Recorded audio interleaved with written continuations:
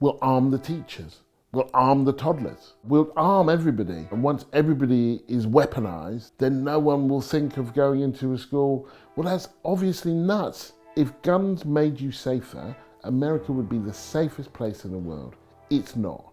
Do you love that amendment more than you love your kids? Do you love that late 18th century text more than you love life itself? The question of why America continues to let this happen is a very good one. If you have a story of a country that is one built on domination, on subduing and conquering the Native Americans and genocide, African Americans and slavery and so on, then the gun lies at the very heart of that story. And then if you tell yourself a story of rugged individualism, of being alone, being able to support yourself, then the guns can stand at the beginning of that story. And if you have a story where masculinity is central and do for self and small state, the state's not going to help you, the police aren't going to come for you, you have to defend yourself. If the narratives of a country are rooted so firmly in those kind of stories, then it can be very difficult to dislodge something like the gun. In the battle between common sense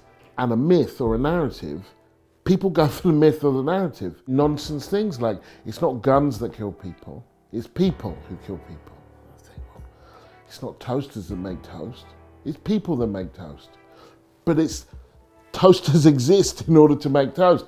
Guns exist to kill people. There is no plausible reason why an 18-year-old would want or need an AR-15, a weapon of war, effectively. I would say to them, if this is true, that this weapon is needed as a barricade against the state and against state violence, which is the claim that this is central to our freedom against the state, then why aren't you out there marching with Black Lives Matter? Who in America is more likely to be assailed by the state than African Americans? Why aren't you marching with them? These are people who are marching against state violence. So it's not about any of the things that, you know, they really claim it's about. And actually, these myths can take over, and every country has them. Every country has a bunch of this stuff. Countries have racism. Lots of countries have poverty. They have mental health problems. They have young people who are disturbed. They have crime. They have violent crime. None of that is particular to America. What is particular to America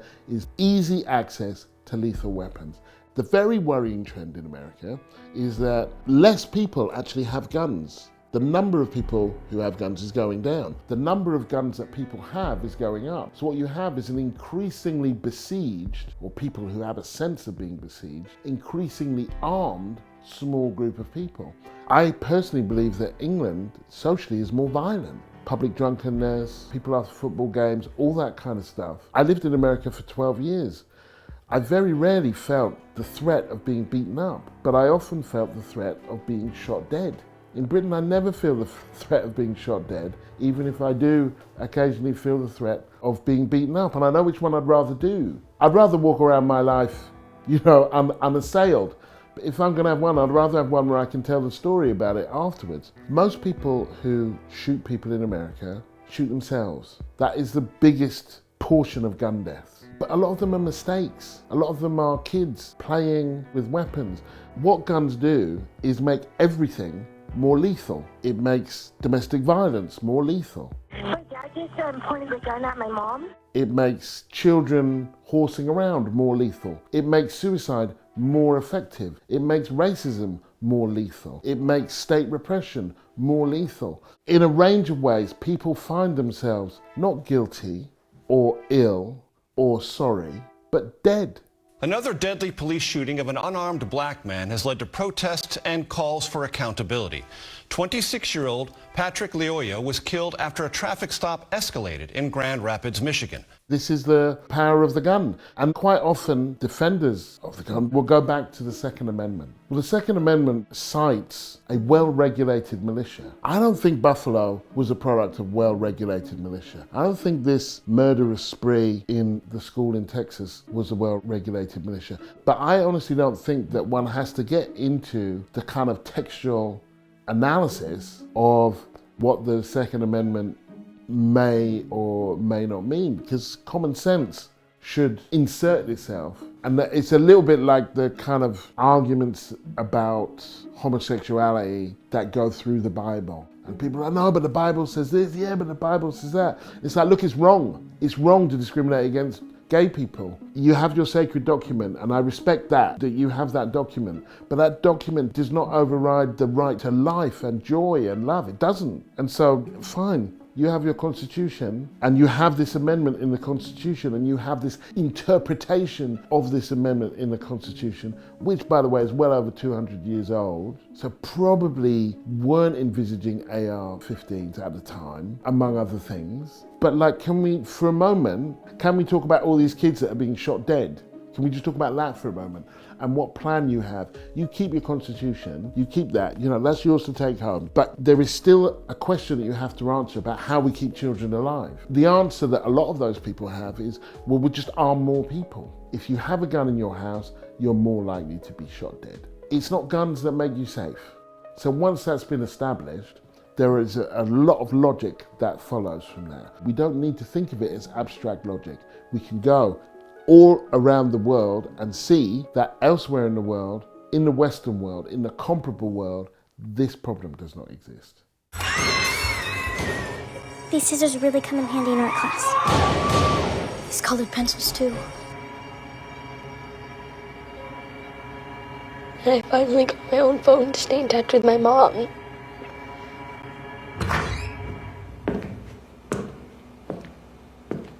I did a book called Another Day in the Death of America, which was rooted on the premise at the time in 2013 that 7 children or teens every day were shot dead on average. And so I picked a random day and I sought to find out who they were. That number's now 12 every day.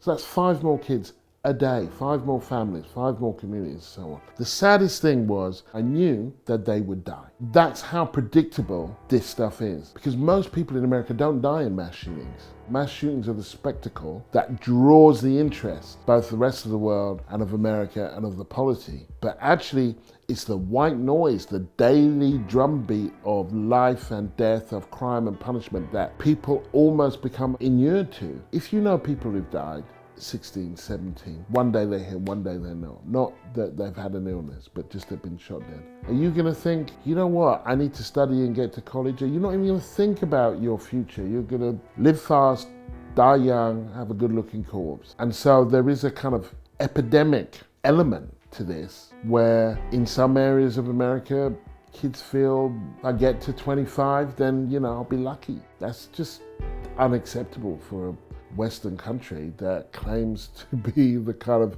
leader of the free world. They talk about the right to bear arms, they talk about freedom, but they're still stopping women having control over their own bodies. There is something deeply ironic in this moment. On the one hand, you have the rollback of reproductive rights under the rubric of pro-life, that they are pro the unborn child.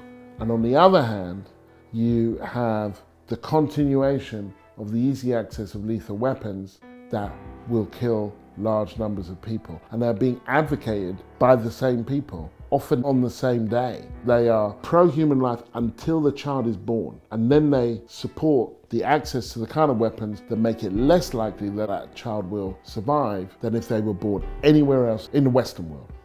School shooting. Shooting in a school. Another school shooting. A scene all too familiar in a country grappling with one mass shooting after another. More than 300 a year on average since 2013. Britain has a very violent history of colonialism and repression. We don't have that gun violence. Australia has a very violent history. They had one mass shooting and they shut it down. They had a big buyback program, they had an amnesty. Now this is Australia with its murderous history where Aborigines are concerned, and it's got lots of racism, but there was an understanding this couldn't happen again. Similarly with Dunblane in Britain, there was a series of laws that were implemented, and the fact is, Dunblane happened once. It's clear from how the rest of the world has dealt with this thing that you can deal with it, but you have to want to, and you have to feel that these kids, that these deaths matter, and there is insufficient energy in the polity to kind of make that move. And so we're here until the next time. And one of the things that happens when these moments, Buffalo or Texas happens, there's an increase in people owning firearms. There's a rush to buy.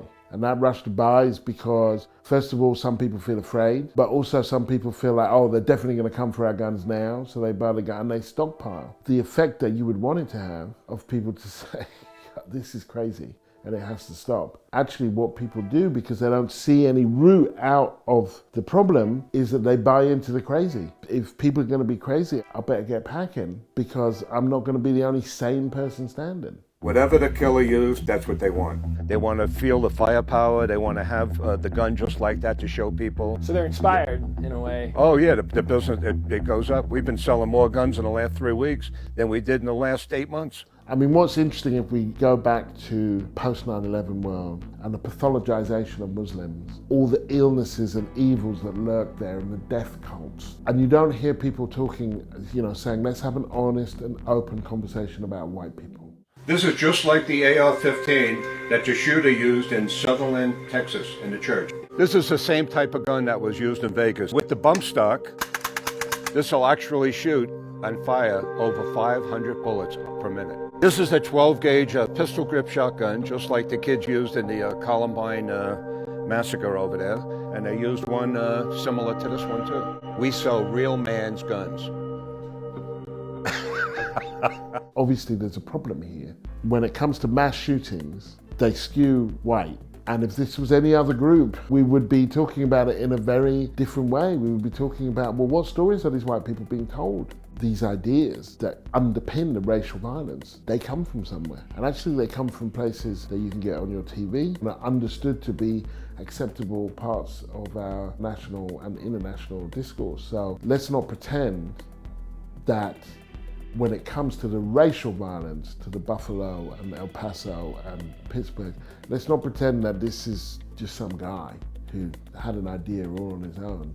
There's an entire intellectual, media, political infrastructure that exists to support these people and that creates these people.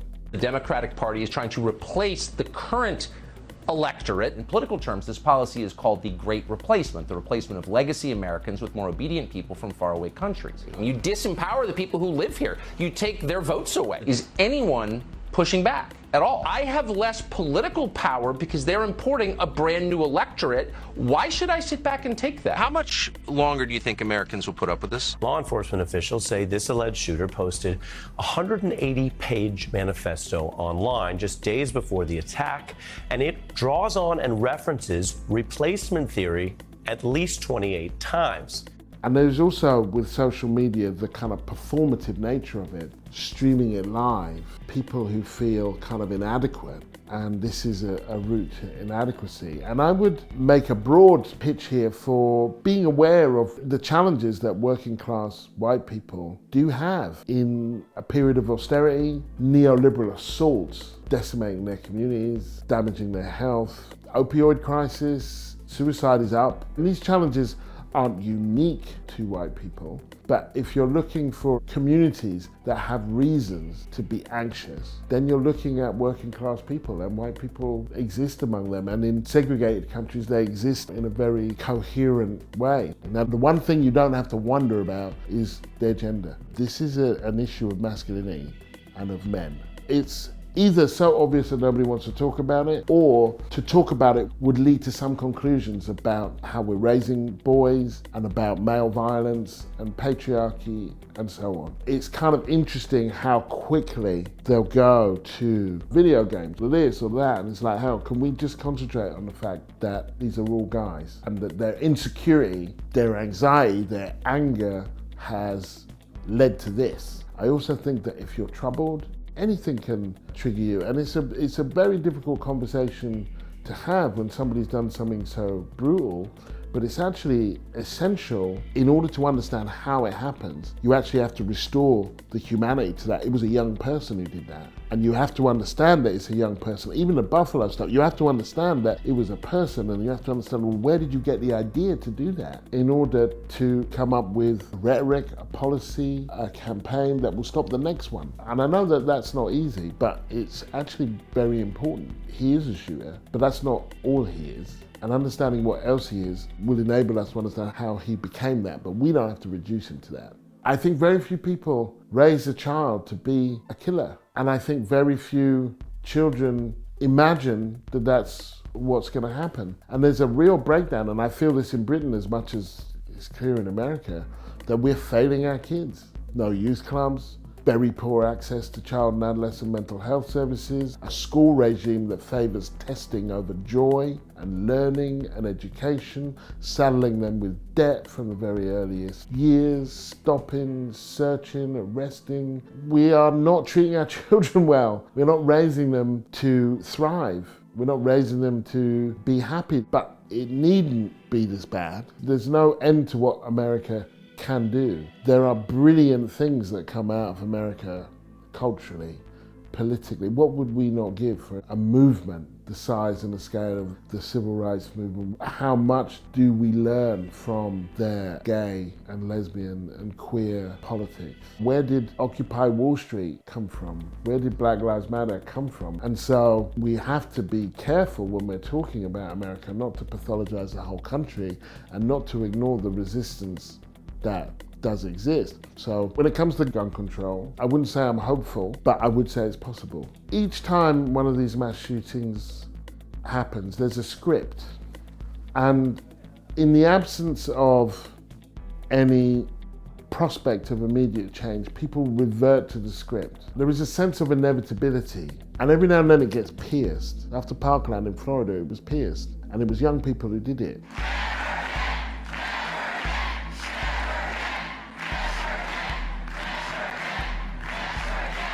After Sandy Hook, it was pierced. And the tragic thing is, it takes the death of these kids. So being autistic, one of the repetitive movements that Dylan had was to flap. And he would flap his arms up and down whenever he got excited, which was pretty much all the time. And I asked him once, why do you flap? And he said, because I'm a beautiful butterfly. And at his funeral, I talked about how the theory of a butterfly flapping its wings on one side of the world can cause a hurricane on the other side. So it's not like whenever the next one happens, it's not like you go right back to where you were. It's just that you don't go as far as they don't go as far as they need to go. So I think it could change, but I don't see the mechanisms by which that change will happen right now. But it does make me wonder, what will it take then? Sandy Hook was white kids in Connecticut, very young. I don't know what it will take. Joe Biden has said that he wants to push for gun control. I believe him. I don't think anybody, including Biden, really believes that's going to happen. And some of the reason why it won't happen is to do with the way that American politics is constructed, or the polity is constructed, and you can't get things through the Senate and so on. I think that the Democrats have stopped being worried about the NRA. The NRA is the enemy. The leadership of the NRA right now is on the ropes, and I and Moms Demand Action and Giffords and the March for Our Lives groups, we have an opportunity to not just break them, but to beat them. That's a shift, that they are like, well, we'll take them on. But they have senators, they have Congress people who fear that if they take this on, they will be punished. And the truth is that they might be. But the other truth is that if they don't take it on, then the whole country is punished, and so it becomes a question of leadership. And I believe it can be done. First of all, they have to start telling themselves a new story,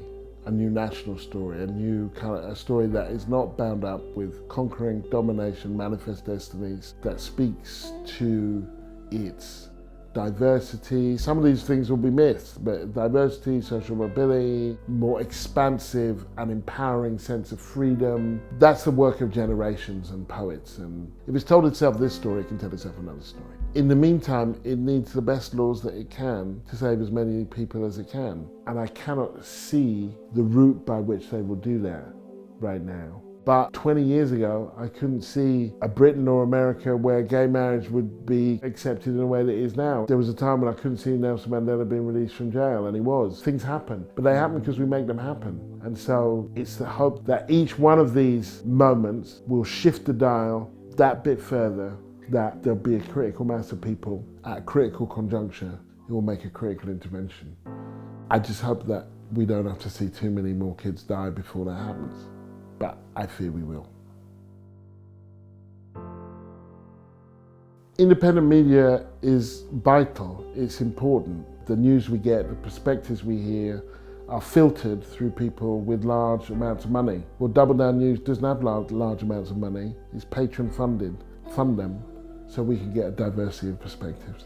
Join Double Down News on Patreon.